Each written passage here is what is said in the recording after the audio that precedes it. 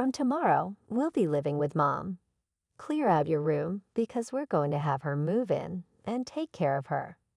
Hearing these words, I was shocked. Ever since visiting my father-in-law and learning a certain fact, I had a premonition that George might say something like this someday. However, I never thought it would become reality so soon.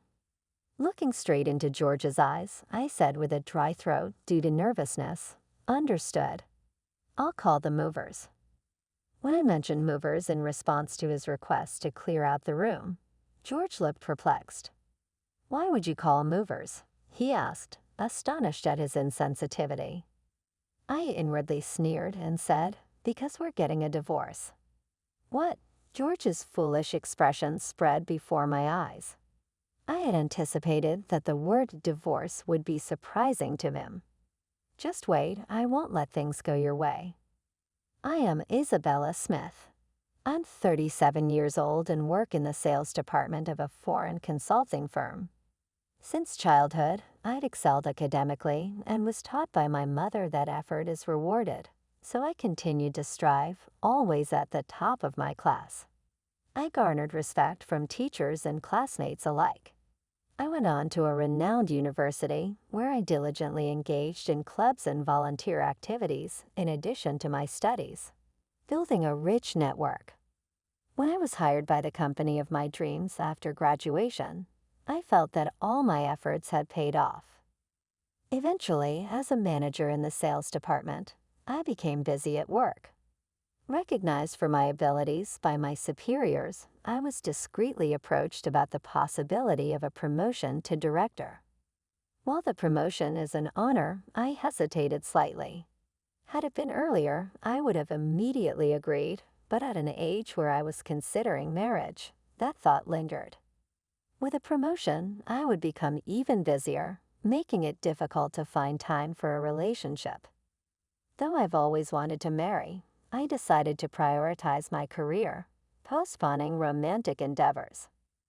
Most of my friends have families and are devoted to raising their children, with fewer and fewer working full-time like me. Therefore, I decided to put my boss's offer on hold and start engaging in relationships. Since it was hard for me to find a partner at work, I quickly turned to a dating app. I didn't focus on the income of potential matches, but looked for someone close in age. However, even if I found someone appealing, unless both of our feelings were aligned, we wouldn't be a good match. Perhaps because I was 37, I didn't have as much success in finding a partner as I had hoped. After a month of using the app, the only person I matched with and felt good about was a man named George. After several message exchanges, we met in person. He was a handsome 33-year-old, 4 years younger than me. At our first meeting, I wondered why such a handsome man was okay with getting matched with me. I like older women. After setting various criteria, I hardly found my type of older woman. "When I saw you, Isabella, it just clicked," he said, making me overjoyed. During our first date, I was already attracted to George's personality and demeanor. Then on our second date, he unexpectedly confessed his feelings, and we became a couple. I hadn't expected our relationship to progress so smoothly and regretted not using the dating app sooner. George works at a local automotive parts factory and has been there since graduating high school. Meanwhile, I'm engaged in international business at a foreign consulting firm. When I shared this with him, he listened intently, his eyes sparkling with interest. I believe that no job is superior or inferior, and factory work is respectable, but being genuinely praised felt good. "Working at a foreign consulting firm must come with a good salary, right?" he asked. Although younger, his innocence and approachability made him increasingly endearing to me. I replied, "Well, the salary level is relatively high in the industry." Hearing this, he said, "I see. I'm envious. I'm just a high school graduate, so compared to my friends with college degrees, my salary is lower, and I feel a bit complex about it." Though he smiled as he spoke, behind that smile I sensed his financial anxieties and desires. Our conversation continued, but George repeatedly steered it towards financial topics. It was clear that he deeply desired economic stability and improvement, a sentiment strongly emanating through his words and actions. Seeing George earnestly listen to me, I could only feel that he was a sincere person. Within just 6 months of meeting, we were on our way to getting married. My heart was filled with joy, almost as if I was floating. Never in my dreams did I think I would marry a younger, handsome man at my age. However, when things seem too good to be true, they often are, and I was soon to deeply realize this fact. We decided to start our marriage introductions at my parents' house. The surprise on my parents' faces when they first saw George was immeasurable. "How did you find such a handsome man to be your husband, Isabella? You're so lucky." While their words felt slightly rude to me, it showed how much they liked George. After successfully meeting with my family, we went to meet George's family. There we faced unexpected trouble. "So, you're Isabella," George's mother began. "How should I put it? You're not quite what I was expecting." I couldn't hide my astonishment at her harsh words on our first meeting. "Excuse me, what did you just say?" I tried to clarify, but she brushed it off with, "Well, it's fine," and left the room. I'm terribly sorry. My wife tends to speak whatever comes to her mind. George's father apologized. Despite George's mother's comment, I felt relieved by his father's kind demeanor. "Yes, I'm just surprised. I look forward to getting to know you better," I replied, offering a respectful reintroduction. Then George suggested with excitement, "Let's stop the gloomy talk. Let's go see our new home." Stop the gloomy talk, I thought to myself, but George seemed light-hearted after the greetings, cheerfully taking me along. "I'd prefer somewhere close to my parents' house.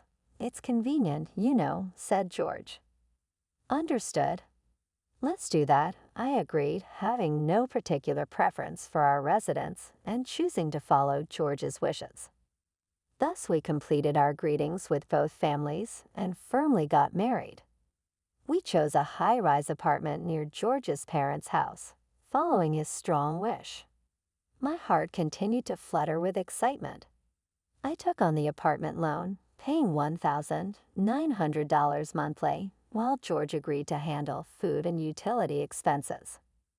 Getting married in 6 months. "I'm excited for our future," George said.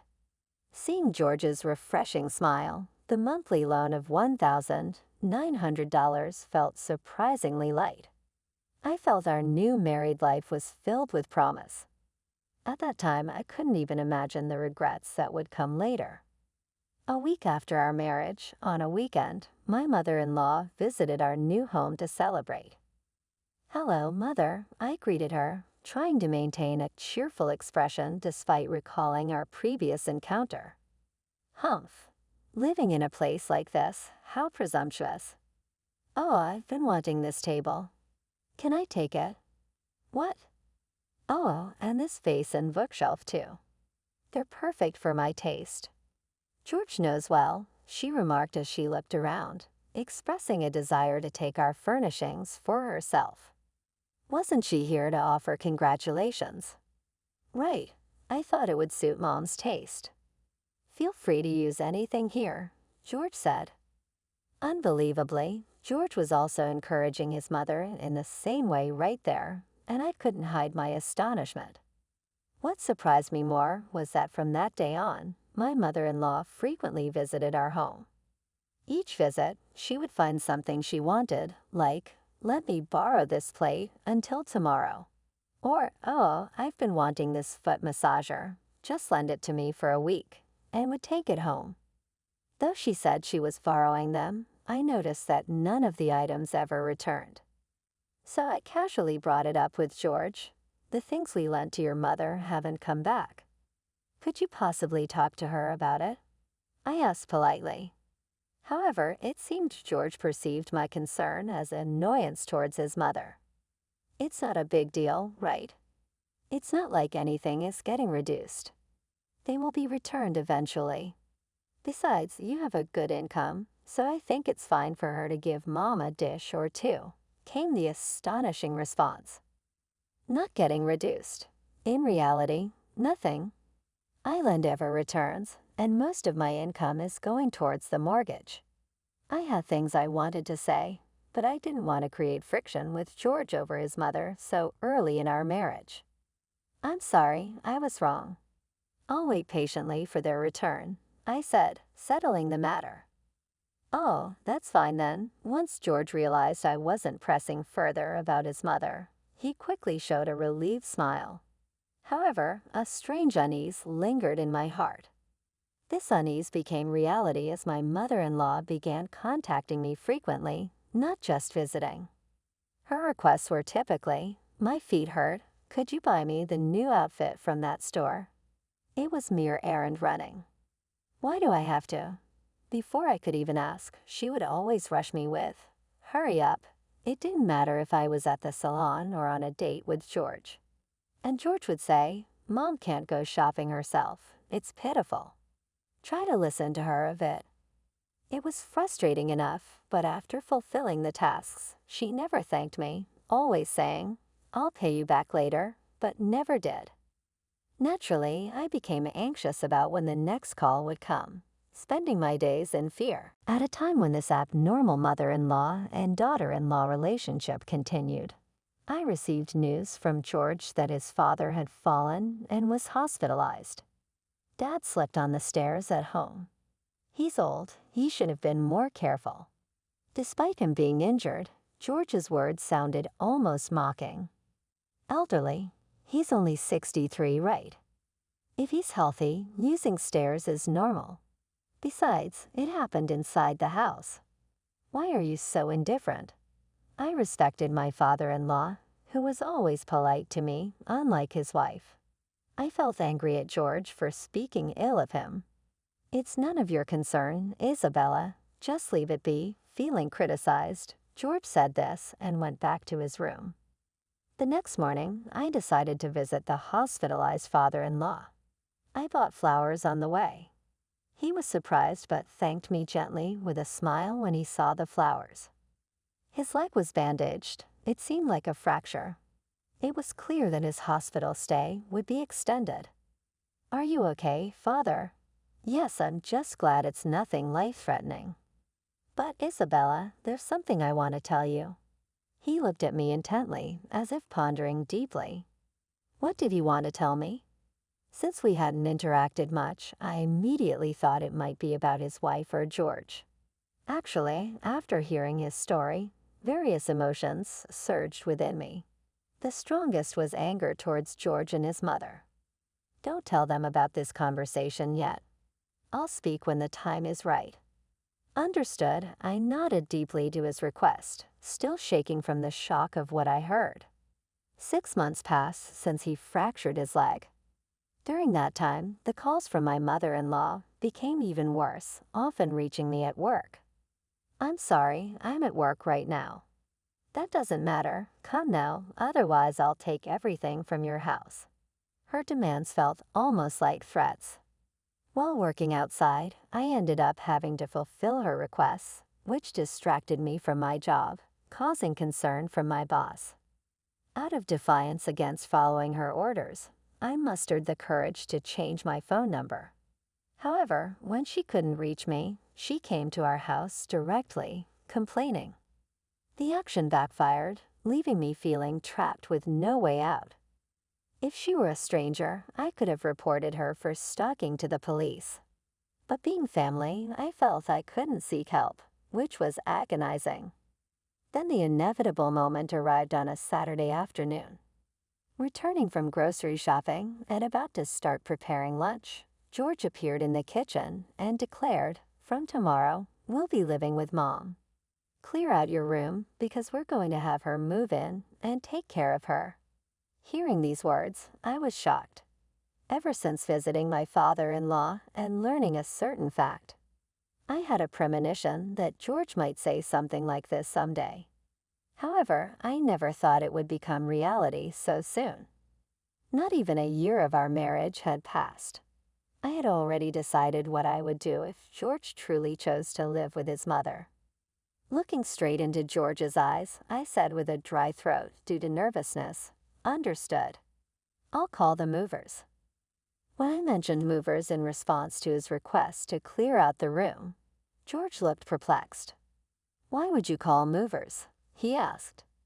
Astonished at his insensitivity, I inwardly sneered and said, "Because we're getting a divorce." George's foolish expression spread before my eyes. I had anticipated that the word divorce would be surprising to him. In fact, I had been considering leaving George for a long time, especially since the day I heard about George and his mother from his father. "Just wait, I won't let things go your way." With that resolve, I washed my hands in the kitchen, took off my apron, and returned to my room. I was clutching the divorce papers tightly in my hand. My part was already filled out. "Here are the divorce papers. Please sign and submit them. I'll contact the movers later to check when they can come, and then I'll sell this house." George paled at the sight of the divorce papers. He must not have imagined that I already had the completed divorce papers. "What? Divorce? Why so sudden? And selling the house? You can't just decide that." Hearing George say those cold words, I realized he overlooked one crucial fact. It's possible the house was bought in my name, remember? Have you forgotten I'm the one paying the mortgage? If I agree, the sale of the house can proceed immediately. George's eyes widened in astonishment. Even though he's younger than me and in his mid-30s, it was almost laughable that he didn't understand such a basic thing. Seeing George unable to respond, I felt the discussion might go smoother than expected. At that moment, the front door opened, and someone came in. "Excuse me, George, how's the living together plan going?" Unexpectedly, it was his mother who appeared. I was sure I had locked the front door, but seeing the spare key in the mother-in-law's hand, I was infuriated. Apparently, George had made a spare key and given it to her without my knowledge. "I'm sorry, Mother, but George and I have decided to divorce, and I'm selling this house. The living together plan is off." Before she could say anything, I quickly informed her, and she exclaimed in surprise, "Really? What are you talking about? Are you out of your mind? Regardless of your opinion, I won't allow you to disrupt our plans. I believe George married a wonderful spouse. After all, you have a high-income job and provided such a nice house. I was right in choosing you as his marriage partner at my suggestion. Now selling the house or divorcing is nothing but a fairy tale. I won't allow it." She spoke calmly, but her words were unbelievable. "Married at your suggestion? What do you mean?" "Literally what I said. Was it a matching app? Nowadays, there's no need for a marriage agency. There are convenient alternatives. I checked each woman George found on the app. It was hard to find someone who met the criteria. I was about to give up and go to a marriage agency when I found you working in a foreign consulting firm. I thought you must have a good income, and I was right." Listening to her words gave me a headache. So George had been using the matchmaking app in order to look for a partner with a suitable income, together with his mother. Recalling the conversation I had with his father earlier, it became clear that George had no love for me. It made sense why a charming man like George would choose someone like me, who had no outstanding qualities apart from income. There should be many younger and more attractive individuals on the matchmaking app. The doubts I had for a long time were being resolved one after another as the problem unfolded, with only anger surging within me. "That's why you should continue paying the house mortgage and live with us peacefully. You're already 38. It would be difficult to get married again, right? You should be grateful that a man like me married you, so just tolerate living with my mom," George declared contentedly, with his mother's support. How can I make these two agree with my perspective? Thinking clearly. It was George and his mother whose arguments were illogical. However, I couldn't bear to listen to them anymore, seeing them as nothing but selfish children. I started to feel that any serious adult conversation would be futile. I was planning to pretend to accept the cohabitation temporarily and repropose divorce at the next opportunity when the doorbell rang, causing me to be startled. I checked the visitor on the LCD monitor and gasped at the sight of my father-in-law. "Who is it? Who has come?" It seemed that George and his mother couldn't see his face on the screen as I was standing in front of the monitor.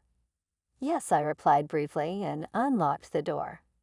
The sight of him walking through the autolock entrance was confirmed. Soon the room's doorbell rang again, and I cautiously opened the door.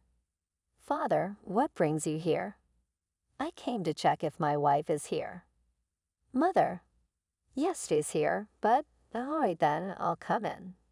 Saying this, he lightly patted my shoulder as if to reassure me and headed towards the living room, where I let out a sigh of relief. "Huh, you, why are you here? Aren't you supposed to be in the hospital?" She was astonished to see him, as if she had seen a ghost. "Yes, I was hospitalized because of someone, but I was discharged yesterday." His words were calm, yet had a silencing power. "Discharged yesterday? I didn't hear about that. You should have told me first. I was planning to pick you up." She hurriedly made excuses, attempting to appear like a caring wife, but her efforts clearly missed the mark. Both my father-in-law and I shared a wry smile. "Pick me up? Oh, because your legs are bad, you would walk to pick me up. Or maybe by taxi. Well, either way, even if you had known about my discharge, you wouldn't have come to pick me up." His sharp gaze was fixed on her. "Why would you say something so awful? That's not true." Her voice sounded deeply hurt, but I knew it was all an act. I knew from his stories how easily she could lie. "Humph, hypocrite. You were the one who pushed me down the stairs, weren't you?" To be able to say such a thing so easily, his words were filled with strong resentment towards her. Faced with this shocking revelation, I was left dumbfounded. She had pushed him down the stairs. Surprised as I was, it seemed possible coming from her. However, having heard about the discord between him and her before, I understood his words to be true. "What are you talking about? There's no evidence." Her shrill protest sounded like an admission of guilt. To me, her behavior appeared ridiculous. "Mom, did you really push Dad down the stairs?" Even George, who never thought his mother could do such a thing, was shocked. "No, I would never do such a thing." "Right, George. Do I look like a person who would do something so terrible?" "Oh, well." George's response suddenly became vague. He was aware that his parents were not getting along well. Given his mother's personality, he seemed to feel that it was not an impossible scenario. The truth revealed by my father-in-law clearly weakened the assertiveness of George and his mother. I saw this as an excellent opportunity to take action. I decided to reveal all my hidden thoughts right there and then.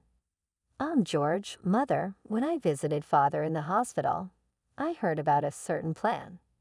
It seems you were planning to eliminate me after using me for my financial resources. And then you were planning to live as you pleased with the insurance money." "Why would you say that?" George couldn't hide his surprise at my statement. I had heard about this shocking plan from my father-in-law while he was hospitalized. He happened to overhear George and his mother discussing their scheme to target my assets. The relationship between both of George's parents had been cold for a long time, with almost no conversation.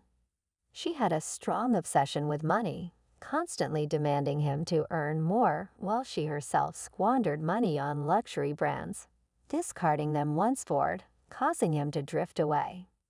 Knowing that I had financial resources, she and George schemed to extract money from me. Realizing that this cohabitation proposal was also part of their attempt to leech off me sent shivers down my spine. If you're going to have secret talks, you should at least be careful about the location. "Do you underestimate me?"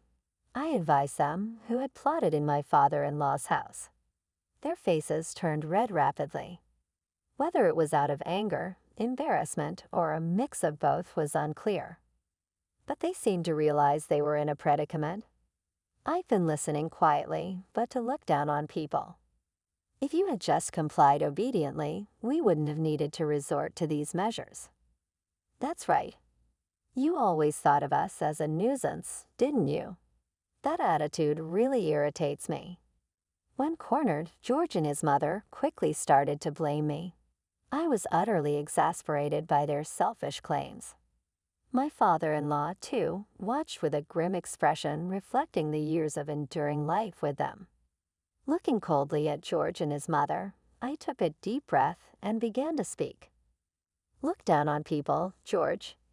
Is that about yourself? While looking down on me, you've always prioritized your mother, haven't you? Have you ever considered how much that hurt me? And Mother, I have listened to your unreasonable requests many times. I was honestly exhausted by your sudden demands. Still, I think I've always done as you asked. Was your claim about having bad legs a lie? I'm done being at your beck and call. As I mentioned earlier, I'm divorcing George and selling this house. I won't give you any of my assets. With that declaration, George and his mother gasped. At that moment, my father-in-law added, I'm sorry, but I intend to get divorced as well. We've barely talked for years, and I decided this when I fell down the stairs. So, could you please leave now? You're a nuisance. His calm tone carried the weight of a family's pillar, causing George and his mother to tremble. Divorce is out of the question. Absolutely not, my mother-in-law screamed, more out of economic fear for the future than affection for him. Their selfish motives were glaringly obvious, making the conversation worthless to both me and my father-in-law, extinguishing any desire to continue such discussions. You'll regret this after the divorce. Remember my words. Do your best to live alone, she spat angrily. I responded calmly, if that's all you have to say, please do so. Try living on your own strength from now on. After the exchange, I expressed my deep gratitude to my father-in-law. Father, thank you so much. He smiled kindly and said, No, I deeply apologize for the trouble I've caused you, Isabella. You deserve a much better life ahead, and I'm sure you'll find someone better and build a happy future. With a serene expression, he quietly left the room, following George and his mother. Several days later, George finally submitted the divorce papers to the court, and our divorce proceedings were completed very smoothly and swiftly. As a result, we both began to walk new paths in life, severing our past ties. After the divorce, I decided to start a new chapter in my life. I let go of the luxury apartment where I previously lived and decided to move to a smaller apartment that was closer to my workplace and had all the necessary amenities for living. Paying off the mortgage for the previous luxurious high-rise apartment was indeed a huge burden for me. Being freed from that pressure and settling in a more economical rental property was a great relief. Recently, I had a chance to meet with my former father-in-law. During that meeting, he informed me that his divorce had been successfully finalized.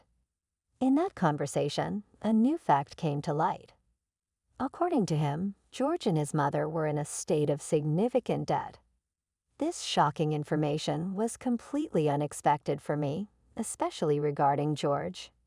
It turned out that he had been deeply involved in gambling even before our marriage, and this had led to his debt. My former father-in-law seemed unaware of this fact, too, and apologized for it. I immediately reassured him that he didn't need to be so downhearted. I had never imagined that George had such a severe gambling problem. He never showed any signs of it during our relationship, so his motive to marry me had that background. On the other hand, his mother's financial state was as I had anticipated. She had been splurging on expensive brands, resulting in financial struggles, and later she even attempted to engage in dubious online businesses to deceive others for money. My former father-in-law felt reassured that his decision to divorce was indeed wise after realizing her true nature. Currently, George and his mother are living in a cramped apartment together. They seem to be struggling with their daily lives, already overwhelmed with financial difficulties before even starting to repay their debts. Hearing about the tough life they are likely to face after losing me as their financial pillar made me feel that they should rightfully confront that harsh reality. Though part of me wishes that on them, I have no interest in further involving myself with them and sincerely hope they start anew somewhere out of my sight. Amid these circumstances, I felt a renewed passion for my work. Achieving the promotion to sales manager that was planned and now leading the entire sales team has increased my workload, but also enhanced my sense of accomplishment. Feeling the joy of being recognized by others, should I meet someone in the future with whom I can share my life, I would consider marriage. But even without such an encounter, I find no issue in living a fulfilling life through my work. Moving forward, I plan to focus on what I am truly passionate about, achieving results in that field. I intend to keep concentrating on my career and personal growth, continuously striving for better.